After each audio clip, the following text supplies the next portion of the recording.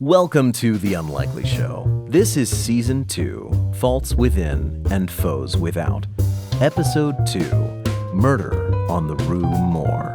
Last time on The Unlikely Show... Missing boots, you say? And now, Season 2, Episode 2. Part 1, Mara.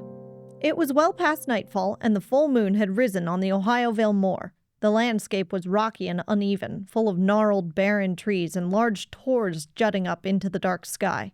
Mara hadn't been convinced before of any danger to Sir Benry's life, but now, in this place, he was definitely a goner. Mara, Malex, and Linus were still sharing a carriage with Sir Benry Haskerville, and Dr. Gadamer had just finished driving them to their destination. Here we are, Haskerville Hall, the home of your ancestors, Sir Benry. Quite an imposing figure on the landscape, isn't it? Yes, well, what's the point of being rich if people can't tell just looking at your house? Right you are. As the carriage pulled up, two figures hurried out of the house. They were a man and a woman, tall and gaunt. The woman had piercing eyes, taking shelter under a prodigious scowl. The man spoke first. Welcome to Haskerville Hall, sir. Can we take your bags? Ah, yes, Sir Benry, this is Mr. and Mrs. Scarrymore. Terrifying to behold, but very helpful round the house. Pleased to meet you both. I'm quite relieved to know I won't have to do any of my own chores around here. Why are you so thin? Don't they feed you? Yes, sir. And what about Mrs. Scarrymore? Doesn't she talk? No, sir. Excuse me? Please follow me up to your rooms. We shouldn't linger on the grounds here. And why is that? We've received word that the Notting Hill murderer has escaped. He's lurking about somewhere on the moor. Mrs. Scarrymore's scowl deepened, but she said nothing. Mara could sense that she was afraid and angry. Afraid of the murderer? Angry at a brother of hers? Actually angry at everything. Her thoughts were scrambled and disorganized, so Mara gave up trying to make sense of them. Quite right. I read about the convict's escape from prison in the newspaper. And Scarrymore, what news of the Hound? Yes, sir. My wife saw the Hound just last night, perched up on top of one of those rocks over there. Mr. Scarrymore gestured with his head. A giant, monstrous, glowing hound, she said it was, mournfully howling at the moon. You can't be serious. How did she say all that if she doesn't speak? She blinks, sir, in Morse code. Very good, then. I'll be dashing off suspiciously now. I sincerely hope you survive the night, Sir Benry. Without another word, Dr. Gadamer drove off into the night. The group unloaded all of their bags, and Mr. Scarrymore piled them on top of his wife's back. Soon they were headed into the manor and up the ancient stairs to their rooms. Mara was tired and desperately needed sleep. It was too bad there was no chance whatsoever of sleeping in this terrifying place. Part 2, Malex. After retiring to his room for the night, Malex immediately sat down to write a letter to Snufflefungus. Dear Snufflefungus Holmes, you'll be pleased to hear that our investigation is going very well so far. And by going well, I mean that the investigation has almost started. We've been at Haskerville Hall less than 8 hours, and we've already met several people who could be plotting to harm Sir Benry. In fact, each person we meet is somehow more suspicious than the last. Malex started at the sound of his doorknob rattling. He turned his attention away from his letter and toward the door. Mortified, he saw the handle begin to slowly turn.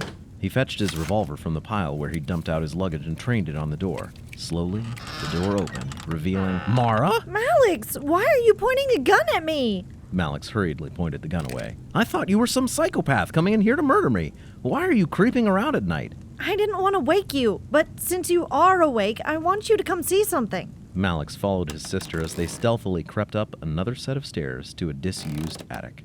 Look, there, at the window. Oh my, what is he doing? I don't know. Looking in the direction Mara indicated, Malex saw Linus the laptop floating in front of the window, staring intently into the distance, and waving a candle back and forth against the glass. Hey, Linus, buddy, what you doing? Linus started violently, dropping his candle. Malex walked over and picked it up. Nothing. I'm not doing anything. And even if I were doing something, it wouldn't be anything suspicious. We didn't say... It's late. I'm going to bed. Linus shoved past the two of them and quickly floated down the stairs toward the second floor. Malex and Mara glanced at one another. What in the world was going on? That was weird, right? Even for Linus. Maybe. He has been acting strangely. Malex looked at the candle in his hand, then out of the window. I wonder... He leaned into the glass, peering out into the distance, and gently moved the candle back and forth across the window. Do you see anything? I do. There's a light out there on the rocks. Was Linus signaling to someone out there? Malex watched intently as the light in the distance responded to his own movement. It moved back and forth and flickered in and out. Signaling to someone or something. Let's go investigate that light source and see what's going on. Shouldn't we wait until morning? Even with the light of the full moon, it's probably too dangerous to be wandering around out there in the darkness. Yeah, we wouldn't want to stumble into the mire. We'll wait until first light and then head out. The following morning, Malex woke to his sister vigorously shaking him by the shoulders and shouting in his face. Wake up, you dunce! We both overslept! What time is it? It's almost noon! Blast! Let's go! There's not a moment to lose! Do you see me rolling my eyes? I'm rolling my eyes at you right now. Malex got ready as quickly as he could and hurried to join Mara downstairs. He found her just outside the front doors of the manor, peering into the distance. I think I can make out about where we saw the light last night, but the light itself is nowhere to be seen. I'm not too surprised. It's probably burned itself out by now, and besides, it's pretty bright out here. Just then, Malex saw Nailton's car winding up the drive. What do you think he's doing here? I have no idea. Good afternoon. Is Sir Benry about? Why? So you can murder him? As if on cue, Sir Benry emerged from the front of the manor. Hello there. What can I do for you, Mr. Nailton? Ah, yes, old chap. I was hoping you'd do us the honor of coming to dinner at my house this evening. The neighbors are all anxious to meet you, and so is my wife, sister. I don't know. Dr. Gautama says I'm in mortal danger. Is going to a dinner party something one normally does when one's life is in mortal danger? I should hope so. I know I would. Anyway, don't let us down. We'll see you at 8 p.m. sharp. By the way, if you're going out, do watch out for the Moor ponies. Tally-ho and all that. Nailton frantically threw the car into reverse and raced backward all the way down the drive and out of sight. He's quite a character, isn't he? But Mara, I was really hoping to get to know your character better today. Ew. We were just going for a stroll into the moor. Don't mind us. I would be delighted to accompany you. That's hardly necessary. Snufflefungus Holmes did say you were to look after me, didn't he? I was just gearing up for a stroll out on the moor myself. That sounds like a splendid idea. You don't think it's unwise for me to strike off on my own, then? Hardly. A grown man such as yourself should be quite capable of spending an afternoon alone. Yes, of course. You're right. Good day, Sir Benry. Come on, Mara. Let's go. Part 3. Linus. Linus is floating out on the moor, headed for his rendezvous. He is almost there, and he needs to focus. There's business to be taken care of. He doesn't feel quite like himself. Linus reminds himself that he is Linus. He doesn't exactly know why he needs to be reminded. It just seems important. He is Linus, and he is out here on the Ohioville Moor to conduct business. Oh, you! Are you that laptop what contacted me? Do you see a lot of other laptops around? Yes, you idiot, it was me. What do you want with me, eh? You're Smeldon, right? The notorious murderer who escaped prison the other day? The same. Is it true you've never bathed voluntarily? Never mind. I need someone of your ill repute. You need some wretched bloke taken care of, do you? Hardly. I need you for recruiting. Anti-malware service failed. Restarting. What is happening? Linus remembers he was in the middle of a conversation. Oi! Snap out of it! Enough of that! Recruiting, I say. I already asked once. What do you mean by recruiting? Have you ever heard of Crime Dash? No. It's my new app. You just download the app and you can order minor crimes right to your door. What about major crimes? I'm still working that out with the insurance company. So what you want me to do? You know lots of unsavory ne'er-do-well folks, don't you? All you have to do is convince them to go to crime-dash.com and sign up as freelance crime dashers. They can own their own business and get rich while doing what they love. And who's this working out for exactly? Almost everyone involved is coming out ahead. What's in it for me? I brought you a couple of changes of Sir Benry's old clothes and a dried-out loaf of bread. Oh, yeah? I don't see him with you. I obviously didn't carry them to our meeting. I buried them somewhere nearby. All right, you have a deal. Anti-malware service failed. Restarting. Linus stops remembering that he is Linus. Hey folks, Alex Markley here. Just wanted to remind you that you can support our production by shopping in our merch store. The link to that is in the show notes/description. Every dollar goes to support this production, so thank you for shopping. Also, as a thank you to our listeners, we are giving away one of these gorgeous Season 1 book collectibles. All you have to do to enter is leave a comment on this week's episode on either YouTube or Spotify. To make sure you're eligible, just mention your favorite line from this week's episode and make sure to leave your comment before Wednesday, and you'll also need a United States shipping address. All right, back to the episode. Part 4. Mara. Mara and Malex had been walking for over an hour now, and Mara was getting frustrated. I thought for sure it was over here somewhere. Yeah, me too, but I'm all turned around. The landscape here is so twisty and confusing. It's been so long since we saw that light out here. Whoever it was has had plenty of time to get rid of it and clear out. Yeah, still, I was hoping we'd find at least some... Mara, look over there! Mara whipped her head around to follow Malex's pointing finger, but she saw nothing. He slipped behind that rock. Come on, let's get after him. Malex tore off toward whatever he had seen. As he went, he drew his revolver. Mara followed close behind. Him who? I don't know. Tall, wearing a trench coat. Mara raced along just behind Malex. As they rounded the corner of a large rocky outcropping, she caught a brief glimpse of the man they were chasing. She couldn't see much, but he appeared to be very tall. And he was headless? No, that wasn't right. It seemed like he might have his trench coat pulled up over the back of his head. As Malex and Mara raced toward him, the man scrambled partway up a craggy tor and vanished. Where did he go? There must be a cave up there. They arrived at the foot of the tor. From this perspective, Mara could see the narrow opening of a cave. Malex scrambled up ahead of her. Throwing caution to the wind, he leapt up and stuck his head in the mouth of the cave, peering in. Be careful! That could be a ruthless killer in there! Oh, yeah, But it was too late. The giant figure emerged from the shadows, looming over Malex. Oh, it's you guys! You found me! Do you like my disguise? Part 5. Snufflefungus Holmes, Private Eye. For this case, Snufflefungus Holmes had to be sneaky. He had to be very sneaky.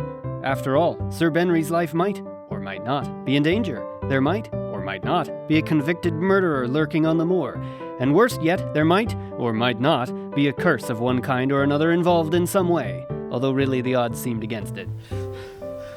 Snuffy, you might have given me a heart attack. Why are you in disguise? So I can investigate the case without drawing attention to myself. Oh, that makes sense. No, it doesn't. Snuffy, you look incredibly conspicuous. Why are you wearing a massive trench coat? And are those cardboard tubes you're using for arms and legs? Oh, these? These are my stilts. They make me tall enough to fit in the trench coat, of course. Of course. Well, Snuffy, I'm glad you're here. We should compare notes on our investigations. Yes, I know just the place. Discarding his disguise, Snufflefungus led his friends up a steep incline to the top of the outcrop. This is quite a view. You can pretty much see the whole moor from up here. So, friends, how goes the investigation? We don't really have anything concrete yet. Yeah, the weirdest thing so far has been Linus signaling out the window in the middle of the night. Snufflefungus nodded knowingly as he fitted his deerstalker cap. He pulled out his bubble pipe and began blowing bubbles. Do you really need to be playing with that thing right now? On the contrary, my dear Malex, toking on my bubble pipe does wonders for the cognition. You should try it sometime. So we don't know what Linus was up to last night. As for Sir Benry's life, we have no real clues to speak of. Everyone we've met so far has been incredibly suspicious. Oh yeah, the Scary Moor couple, for example, they are entirely too quiet. Something about them gives me the creeps. Don't forget, there's a convicted killer roaming around on the moor, too. Yes, but he's a red herring, my boy. How do you know that? Elementary, my dear Malex. He escaped from prison only 2 days ago. If Sir Charles was murdered, it was before that. Oh yeah, that actually makes sense. How about Nailton? I've met him twice, and both times he was behaving erratically, and his thoughts seemed excessively murdery. Yes, that is interesting. What about you, Snuffy? How about your covert investigation? I do believe I have our culprit. What? Who? I have been going around to Sir Benry's neighbors' houses, breaking in and going through all their stuff. Snuffy, that's illegal! But Linus always says the ends justify the means. I'll have to have another talk with him about that. Don't you want to know what I found? Yeah, of course. You know how, of all the residents of the moor, Nailton is the only one who drives a car? We certainly noticed. Well, he has a big garage built onto his house set up like a workshop. That's where he keeps his car. Okay. He also keeps phosphorescent paint there. Oh? And dog food, along with Sir Benry's missing boots. Really? Yes, and those boots had been chewed up by something with very large teeth. So, let's just call the police and have Nailton arrested. Not yet. We need more evidence. There's... It's the Hound! I trust Sir Benry is somewhere safe at the moment. We let him wander out onto the moor. Alone. Blast! He's in mortal danger. Snufflefungus and his companions rushed to clamber down off the tor, but they were suddenly confronted by a very unexpected sight. There you are, Malex.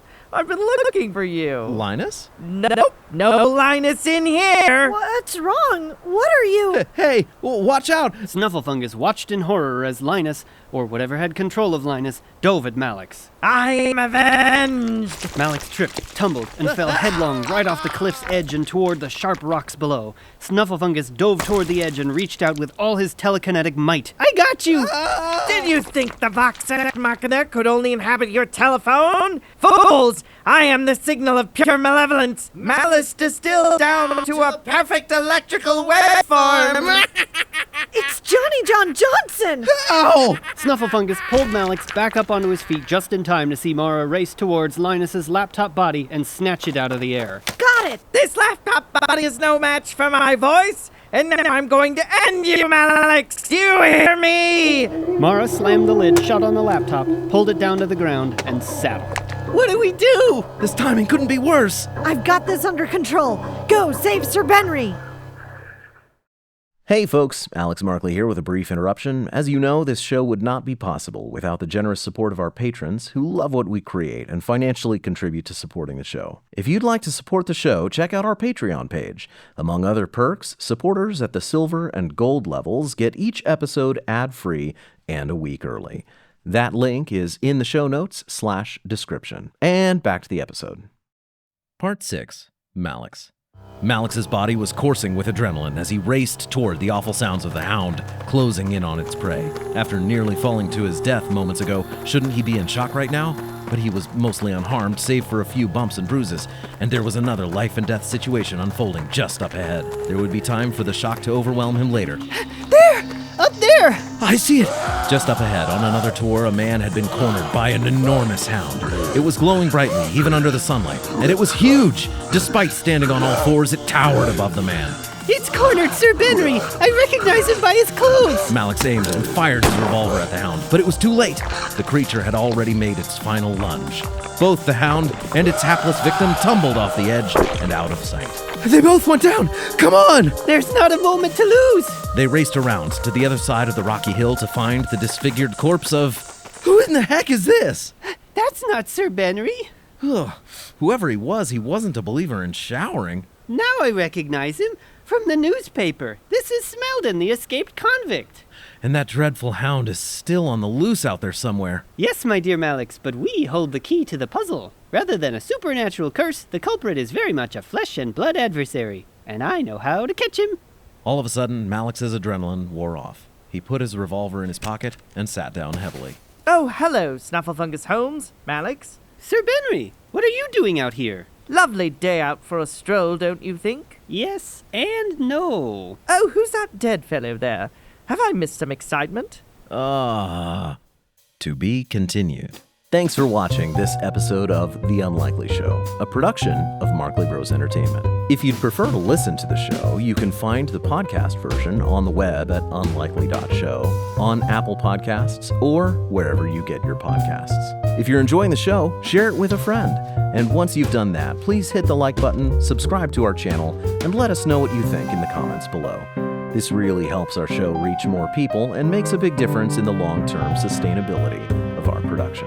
That's it. God bless and have a great day. Hey everybody, bloopers in just 1 second, but first, a shout out to our gold level patrons this week, Flying Dutchman 67 and the Spaghettis. Thank you folks so much for believing in us and for helping to keep the lights on. All right, bloopers. The group unloaded all of their bags, and Mr. Scary Moor piled them on top of his wife's bag.